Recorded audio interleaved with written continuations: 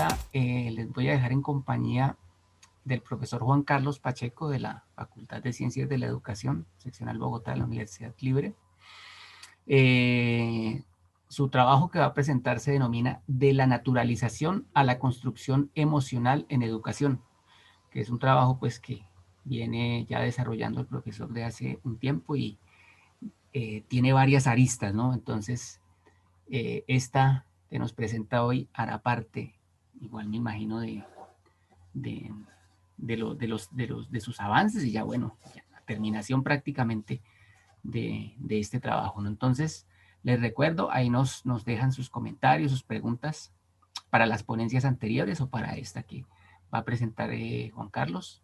Nos dejan en el escrito, levantamos la mano, bueno, ahí están pendientes. Entonces, les agradezco mucho. Adelante, Juan Carlos. Muchas gracias.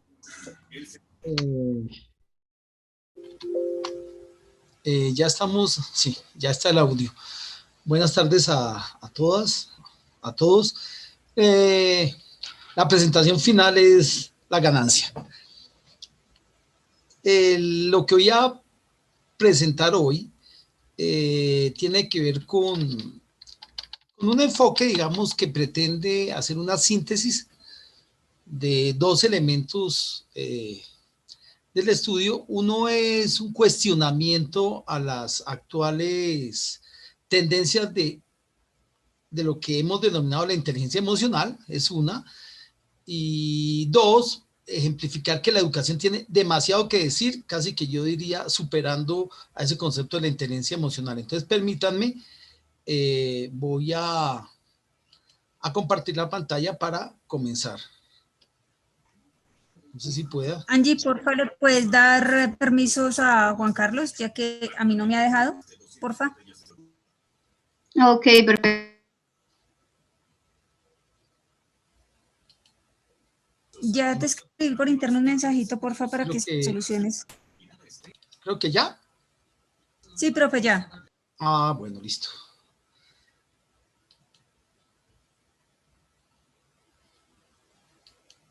Bueno, bien, entonces, muchos saludos al profesor César, a nuestra querida sede del Socorro, y también aquí Bogotá. Entonces voy a hacerle de una manera, ojalá sintética. Voy a hacer una introducción que a mí me parece importante como para contextualizar el estudio que hice, pero de una manera, una arista, como decía el profesor Jairzinho. Voy a hablar después de una defensa del construccionismo social de las emociones. Voy a hablar de los límites del test de inteligencia emocional. Posteriormente, y aquí es una cosa muy importante sobre el papel del docente de educación infantil, porque el estudio se hizo fue con educación infantil y llegaron a unas conclusiones. Entonces, desde esta perspectiva, comenzaré con la introducción para contextualizarlos a todos ustedes. Bueno, lo que pasa es que la pregunta que yo me hacía es si los programas de educación infantil estaban educando emocionalmente a los futuros profesores y profesoras. Yo hice un examen, bueno, yo había realizado un estudio sobre control social de las emociones y eso me llevó a hacerme la pregunta si realmente los docentes que se dedican a la educación infantil tienen una formación emocional, ellos. Hice un examen, en este caso de 25 programas de educación infantil, y la conclusión es que no tenían, con algunas excepción de una cátedra por ahí, elementos que asociaran la formación del docente desde el punto de vista emocional con su labor, su futura labor. Igual examiné, y este es un tema que a mí me llama mucho la atención, es que tampoco en varias partes del mundo eso se estaba realizando.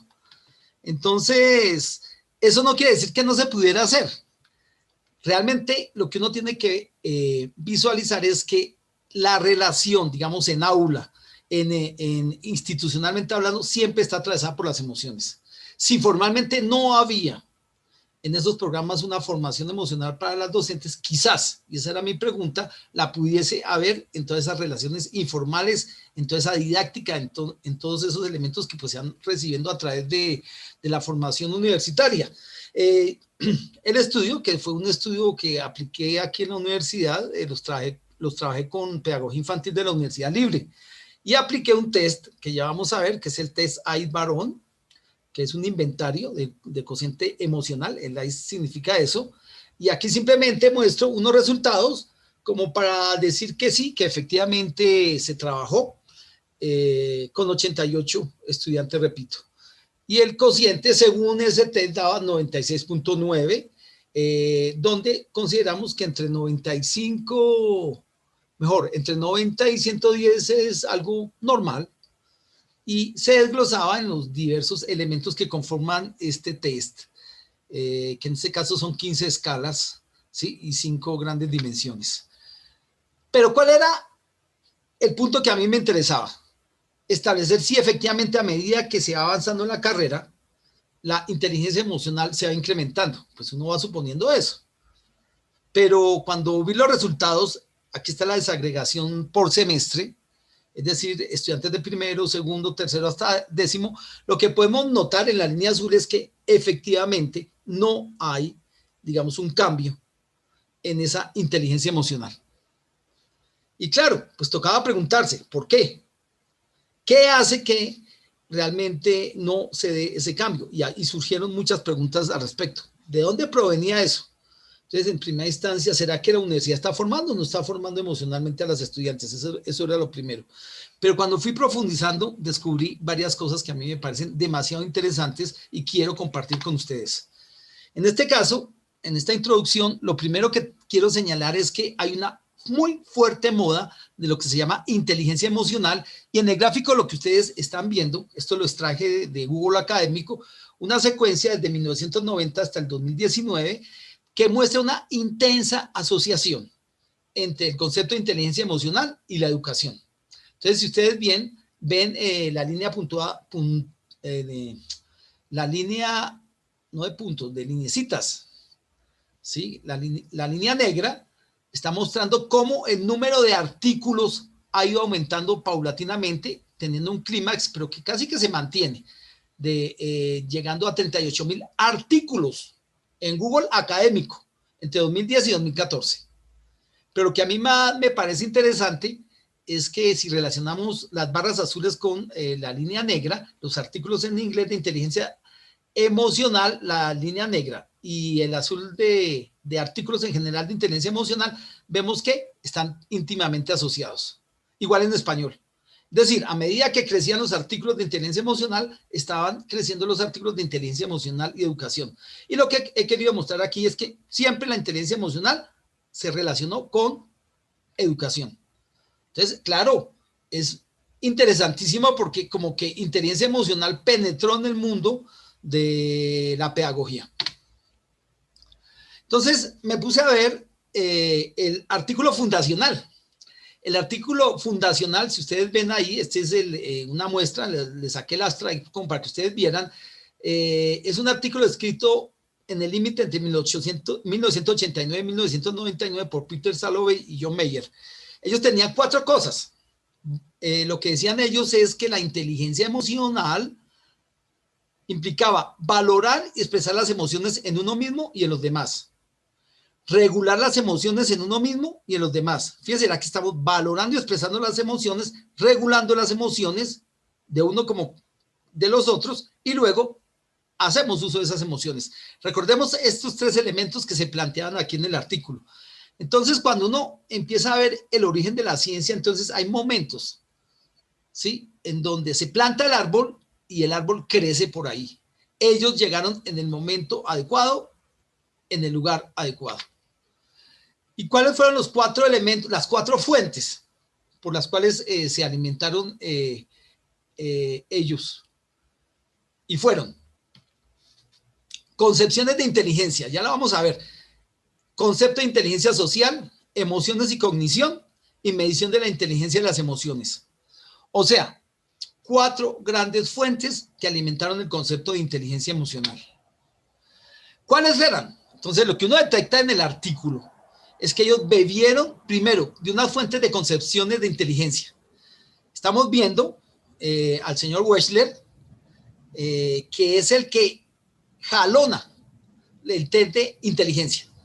¿cierto? Entonces él habla de 3 niveles: comprensión verbal, ¿sí? Organización perceptiva, memoria de trabajo y velocidad de procesamiento. Ellos leían eso y estaban obsesionados con los test de inteligencia. La segunda gran fuente era las inteligencias múltiples de Gartner, de las cuales ellos tomaron 2, la inteligencia individual y la inteligencia interpersonal. Y por último, de Stenberg, hablaron de los tipos de inteligencia: analítica, creativa y práctica. Cuando usted junta eso, empieza a entender cómo lanzan ellos el concepto de inteligencia emocional. Esa es la primera fuente, que son las concepciones de inteligencia. Quiero resaltar, Wechsler va a hablar de puntajes, donde 100 es el promedio. Ustedes ya vieron en el test de inteligencia emocional que mostré que 100 es lo normal. Y ahí había una serie de puntajes y eso sirve para etiquetar a las personas. Las inteligencias múltiples, hablando de lo individual y lo interpersonal, que hace un componente fundamental en todos los test en general, y hablar de tipos de inteligencia para entrar a hablar del tipo de inteligencia que ellos introducen, que es la inteligencia emocional. Simplemente, cuando uno ve la bibliografía del artículo, lo que está viendo es que primero hay unos clásicos de la inteligencia social, Thorndike, Weinstein, en este caso, sobre la medición, aparece por todo lado, ¿no es cierto? Y por último, lo emocional en la inteligencia social. Señalo así en la bibliografía, uno lo podría hacer el seguimiento en el artículo, pero lo tercero que yo quiero señalar aquí es el problema de la cognición y las emociones. Y estos son los psicólogos de los cuales ellos beben para hablar de las emociones. Entonces tenemos un primer grupo, Carol Lizard, Kagan y Sahonk. Ellos van a relacionar de una manera muy interesante lo que son las emociones y la cognición, rompiendo con el paradigma tradicional que había entre razón y emoción. Está Schachter y Singer. Mire, el libro de Schachter y Singer, esto se publica, este artículo famosísimo en 1962, y ellos también van a apuntalar la relación que hay entre lo cognitivo, lo social y lo fisiológico. ¿Por qué fisiológico? Igual que los 3 autores de arriba, porque por ser psicólogos, ellos piensan que las emociones están asentadas en el cuerpo y más concretamente en el cerebro, ¿no es cierto? Está Magda Arnold, la maravillosa Magda Arnold, La mujer en medio de los hombres, 1961-62, algo así, el trabajo, revolucionaria, impresionante, y también va a hablar de la emoción, la personalidad y, repito, la cognición. Nico Fija, una de las grandes, eminencias. Frija, pues lo que hablaba era de digamos así, las emociones se organizan, ¿sí? En bloques. Y tendríamos finalmente a Lazarus, también muy famoso. Él se inventó un término que se utiliza mucho, que es el término de afrontamiento, ¿cierto? Afrontamiento psicológico. Van a beber entonces la inteligencia emocional de estos autores. Lo que quiero también mostrar es que esto es década del 60, un poquitico década del 70, y bueno, el estado del concepto de emociones desde la psicología en la década del 80 es este bloque de psicólogos. Y memoria, cognición, evaluación cognitiva son los otros elementos. Es decir, las emociones tienen una función evaluativa que de alguna manera da una información de lo que está sucediendo en el entorno o dentro del sujeto. Entonces, memoria, cognición, repito, ahí lo he puesto en rojito para decir que eso es otro de los elementos. Finalmente, en esa fuente está medir. Medir, medir, medir, medir. Entonces, medición de lo verbal, ahí están los tests que ellos examinaron. Lo no verbal, vamos en 10 tests ya ahí. Sobre la percepción no verbal, 13 test. La empatía, 15 test. Si ustedes se dan cuenta, entonces están obsesionados por la psicometría. Desde esa perspectiva, entonces nosotros vamos a tener un modelo que es clásico, que tiene 3 elementos. La evaluación y expresión de la emoción, que es el primer bloque, que es este. La evaluación y expresión de la emoción del mí mismo, o del yo y de los otros. Lo segundo, la regulación de la emoción, en sí mismo ni en los otros. Y lo último es la utilización de la emoción o el uso de la emoción. Eso es propio de la definición que ellos tomaron. Lo más interesante es que este concepto era totalmente un collage. Es decir, lo que ellos dicen es que efectivamente lo que habían armado era como juntar muchas partes y cuando uno lee el artículo ve que arbitrariamente las van juntando. Es decir, no hay una matriz completamente, digamos, sistemática, sino que ellos la construyen. ¿Qué sucede? Pues lo que uno puede pensar es que en ese nacimiento de 1990 hasta la actualidad, digamos, esa raíz, esa matica que surgió ahí, es la que condiciona el concepto de inteligencia emocional. Y ya vamos a ver con este siguiente apartado que el problema radica en que esa psicología ha avanzado. Ya no es la psicología de los años 80, ya no es la neurología de los años 80. Estamos hablando de ya entrando la década del 2020. Ya eso está quedando atrás y eso es lo que quiero defender con el construccionismo social de las emociones, que es lo que sigue.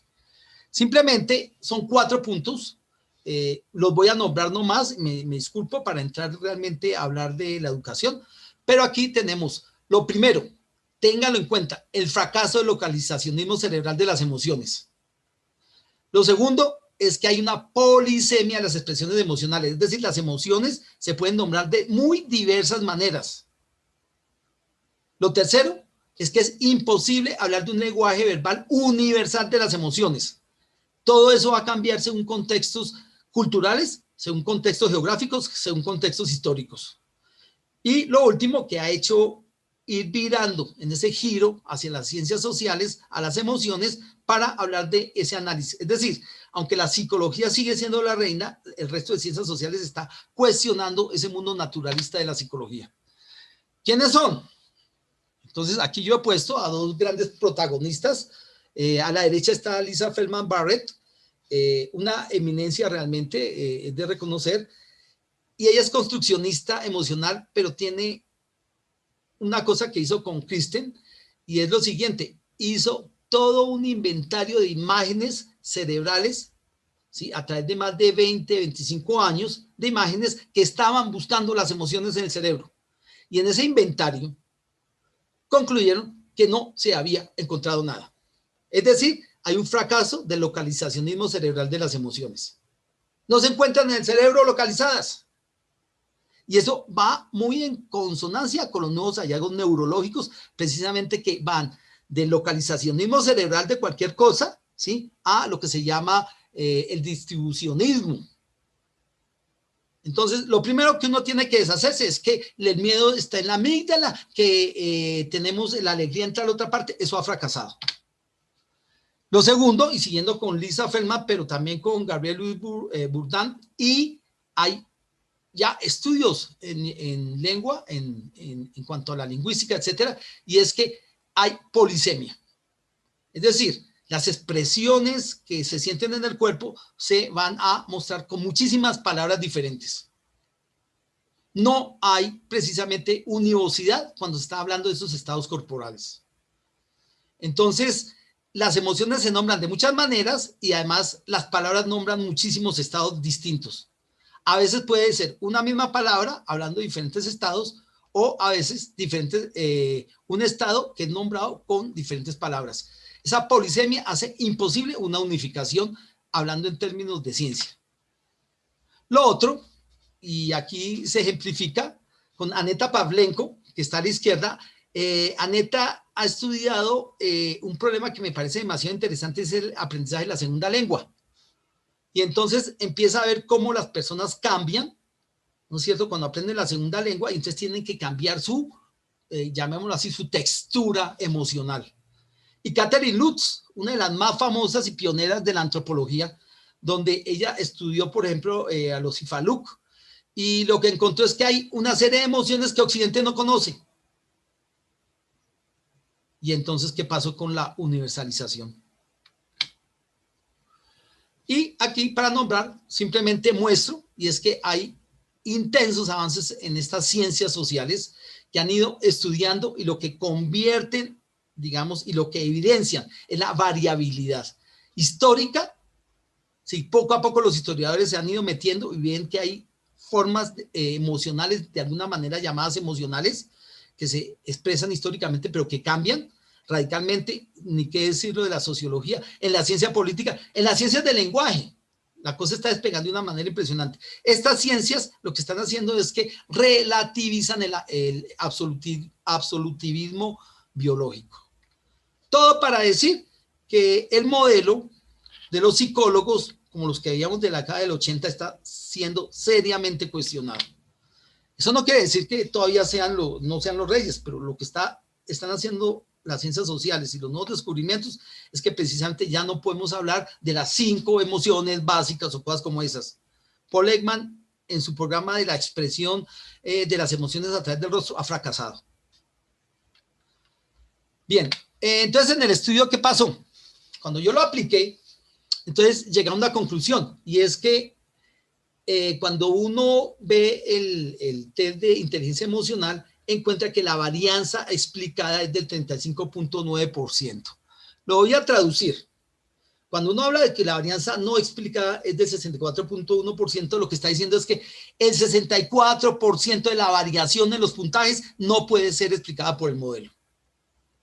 Solo el 35.9%. Esto lo podríamos ver en este ejemplo. Cuando uno ve los factores, yo hice un análisis factorial y lo que está en verde son los factores que salieron con las 15 escalas. Y entonces el factorial lo que hace es agrupar las subescalas, y lo más interesante es que el agrupamiento no se armoniza con la clasificación teórica. Entonces, lo que ustedes ven en gris del primer grupo, de los verdecitos, es que mezcla, en este caso, de 5 grandes dimensiones: lo interpersonal, el ánimo general, manejo de la atención, etcétera. Cuando uno empieza a ver esto, entonces lo primero que ve es que no hay una unificación teórica. Y lo segundo es que cuando va a ver el porcentaje de variable explicada, que ya se los dije, para llegar al 35.8%, el primer componente, que es el que más se explica, va al 17%. Preguntémonos, ¿y qué pasó con el 64% de la variación emocional? Pues está en una caja negra. Y esto me lleva al segundo elemento que Bar-On trató de montar, y es el problema de un modelo teórico, que aquí él lo tiene, donde nosotros estamos hablando a la izquierda están los factores centrales de las 15 subescalas, en amarillito en el centro los factores de soporte, y en naranja los factores resultantes. Claro, entonces uno podría hablar de una secuencia: de lo amarillo vamos a lo verde, y de lo verde vamos a lo naranja. Este era el modelo planteado por Bar-On, según dice Ugarriza, y ustedes ven las flechas, y el sentido de la flecha es como causa-efecto. Pues este modelo, cuando yo lo vi con mis datos, lo que descubrí es que hay una serie de elementos que el modelo no tiene. Las líneas azules son los hallazgos de relaciones. Las líneas punteadas, estas sí punteadas, negras, son ausentes en el modelo empírico, pero que lo teórico lo está señalando, y lo rojito que estaba presente en el modelo teórico. ¿Qué quiere decir? ¿Qué quieren decir estos dos elementos? Que aquí hay un cierre. Es decir, hay una serie de elementos que están por fuera del modelo teórico, que están explicando la variación, repito, incluso cuando trataron de hablar de explicaciones causales. Tanto acá, hablemos acá, varianza no explicada, como en este modelo teórico, piensen ustedes lo que esté fuera. Esto es lo que no puede explicar el test de Bar-On. Ya, porque los hallazgos empíricos y la misma conceptualización nos va a hablar precisamente de la imposibilidad explicativa que tiene la inteligencia emocional para hablar de cómo se construye esa emocionalidad. Hay demasiados factores que están incidiendo, 64% de la varianza, por ejemplo, que hace que la constitución de la emocionalidad, y desde esa perspectiva, no pueda ser explicada. Elementos biográficos, elementos sociales, elementos simbólicos que no están aquí metidos, son los que explicarían la constitución de la emocionalidad.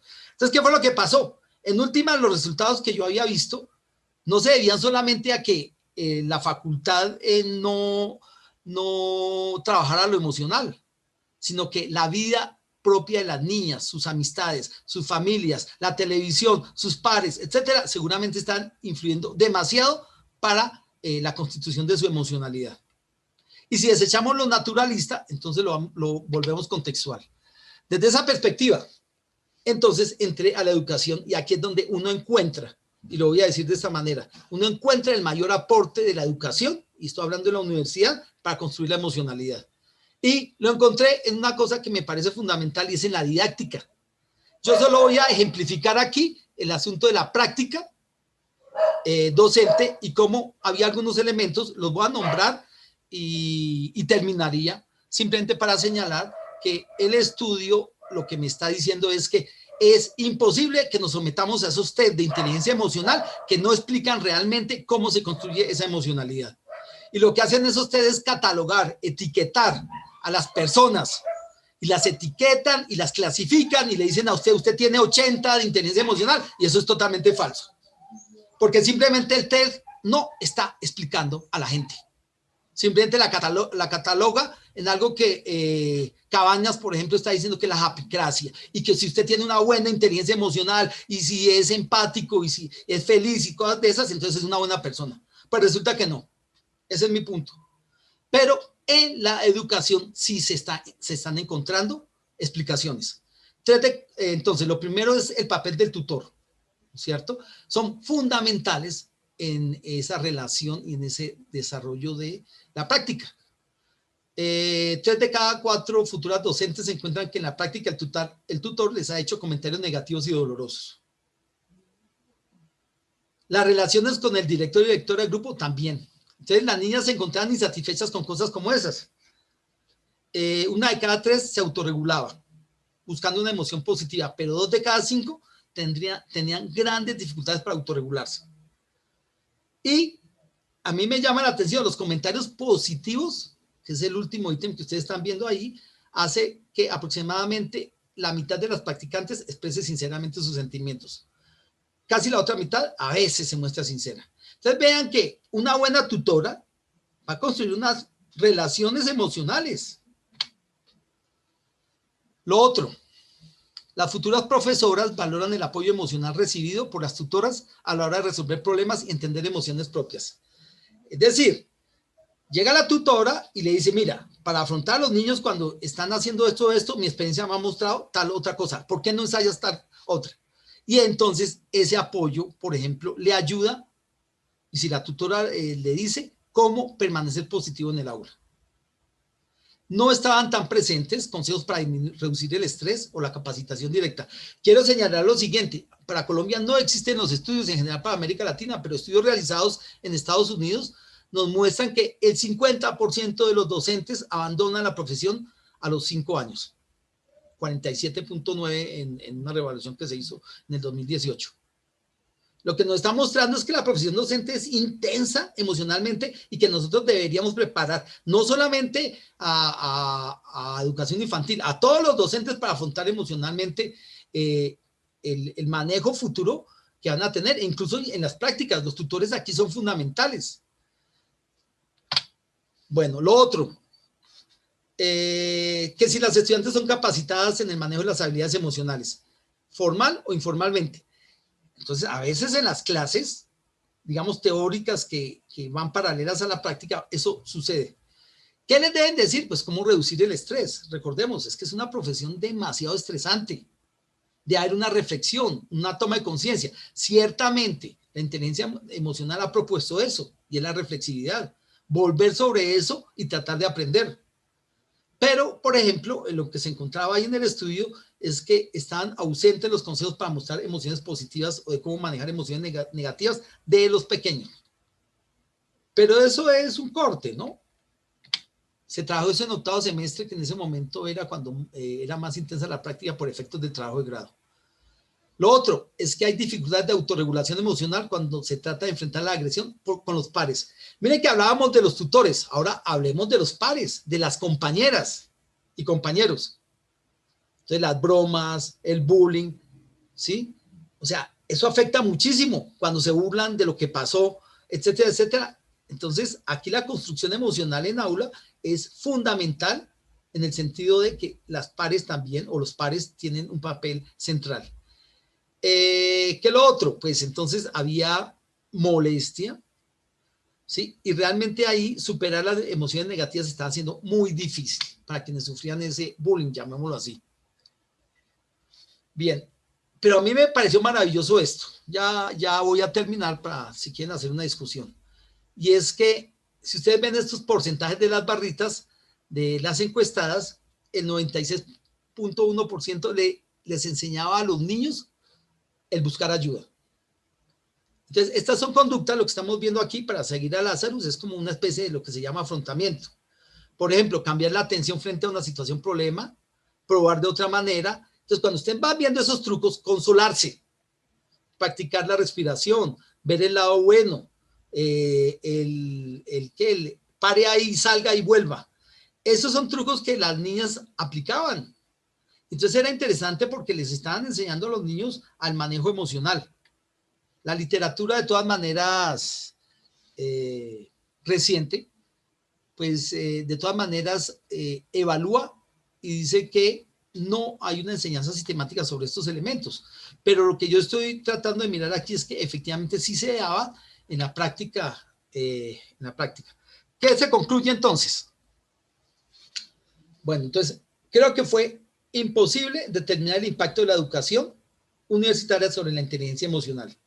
¿Por qué? Por inadecuación del instrumento de medición, por su bajo nivel explicativo, que ya lo dije. ¿Por qué? Porque hay un cierre conceptual de esa prueba para concentrarse solo en los factores endógenos. En los exógenos, ni idea. Lo exógeno es la práctica, por ejemplo. Lo otro, no sabemos cómo la historia de vida o el entorno social está incidiendo en las emociones de las futuras profesoras. Un diseño curricular, efectivamente, que es incompleto. Yo hice el examen y efectivamente, repito, no solo en esos 25 currículos, sino ahí en la universidad, y efectivamente no están preparando, digamos, de manera explícita desde la perspectiva curricular. Un ambiente escolar fraccionado, y lo otro es que no, digamos ahí, esto está dependiendo de las relaciones específicas. Es decir, usted puede encontrarse al lobo como tutor, pero puede encontrarse a Blancanieves, perdón, a Caperucita Roja, o a la abuelita, ¿no? Entonces, depende del tutor y la tutora de su experiencia. Entonces, si es agria, se le tiró a usted la práctica. Si realmente ella piensa en apoyar a las futuras docentes, entonces la cosa puede ir cambiando. Sobre las instituciones educativas, entonces, no, ya lo dije, no es sistemático ni coherente el tema de preparación emocional de las docentes. Y en general en el país, la preparación a los futuros docentes en cualquier área, ya no hablo de educación infantil, cualquiera, no existe. Formalmente, ¿no? Explícitamente. Lo que han descubierto en Estados Unidos, programas como Ruler o CEL, es que eso es un ambiente, sea en el currículo, sea con los docentes, sea con los padres de familia, sea con los administrativos, sea en toda la escuela, para que funcione. Es decir, es transversal. No se soluciona con una cátedra. Cátedra de inteligencia emocional no sirve. La cátedra de coaching emocional no sirve. ¿Por qué? Porque lo que se dice aquí se borra con otras cosas. Lo otro es sobre los currículos y microcurrículos. Ellos son interesantes. No lo he nombrado aquí, pero lo que encontré, solo lo ejemplifico con la práctica, pero lo que encontré es que a veces hay una separación entre el contenido y entre la didáctica. Y muchas veces la didáctica sí está apoyando emocionalmente a las estudiantes. Es decir, didáctica con contenido emocional amigable es una fuente de aprendizaje, no solamente de contenido, sino de aprendizaje emocional. Entonces hay que tener, digamos, también en la mira esa relación entre la construcción de la libertad de cátedra dentro del aula, la construcción de la emocionalidad y el aprendizaje. Entonces yo encontré que muchas veces las docentes construyen eso. El tutor, ya lo dijimos, que sean humanizados, que asesoren, que apoyen. Entonces la relación no se circunscribe simplemente a una relación instrumental, el ambiente. Y lo otro, el ambiente amigable. ¿De quiénes? De proponer a los pares, ¿sí? Lo que es la ética del cuidado propio y la ética del cuidado del otro.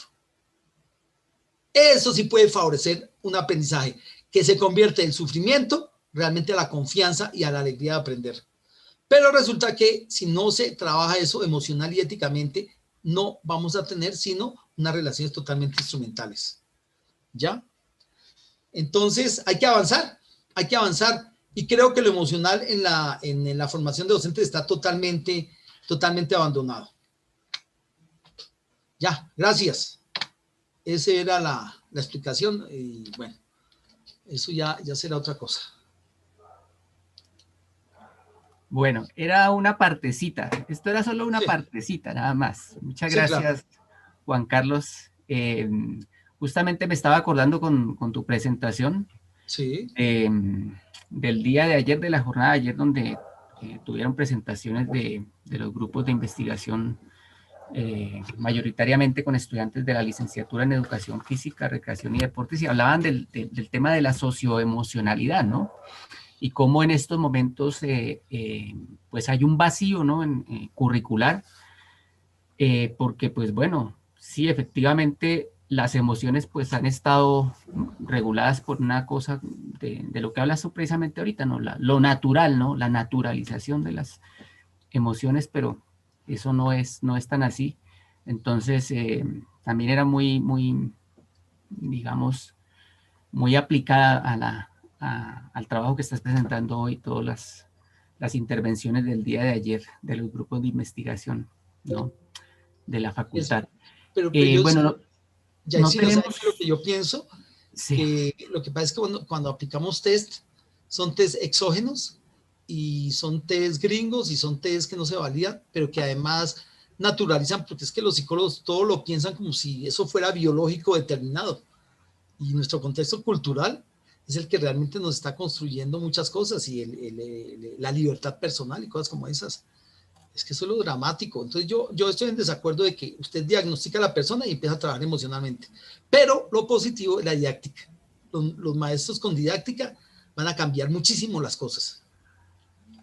sí, exactamente, pues precisamente por eso estamos en estos temas y de ahí también por eso la pertinencia de las miradas diversas, de la mirada de la interculturalidad. Justamente tú mencionabas ahorita algo muy importante, decías, hay unas sensaciones, hay algunas señas en la emocionalidad que ni siquiera tienen nombre en unos idiomas, pero en otros sí, o sea, en otros sí se comprenden esas emociones. ¿Sí? Yo pensaba ahorita hay una noción, me acordaba de la noción de mul, ¿no? Que traducido sería como la culpa entre la gente maya. Me acordaba mucho de eso, ¿no? Porque está muy ligada con lo que se le llama el susto, ¿no? Bueno, en fin, ahí nos alargamos, pero efectivamente estas posibilidades de comprender, de expandir la comprensión del mundo, pues la tenemos pues gracias a todos estos trabajos que están siendo adelantados desde la pedagogía, desde las ciencias humanas y sociales, ¿no? Para expandir básicamente, porque no se trata esto de contraponer, ¿no? Lo científico a lo no científico, eh, las investigaciones que llevan un paso a paso cuantitativo frente a las cualitativas, ¿no? Sino pues ese complemento entre todas, ¿no? Estaba yo revisando aquí a ver si teníamos a Giselle. Paula Giselle nos dice, igualmente podrían relacionarse con la ponencia de ayer del estudiante Diego, en donde abarca la personalidad de los docentes, creo yo, sí, bueno, estábamos pensando más o menos en lo mismo, Paula, gracias por el comentario que nos dejas ahí en el YouTube. Bueno, es lo que comentamos, bueno, es lo que hay de comentarios aquí en las cajillas.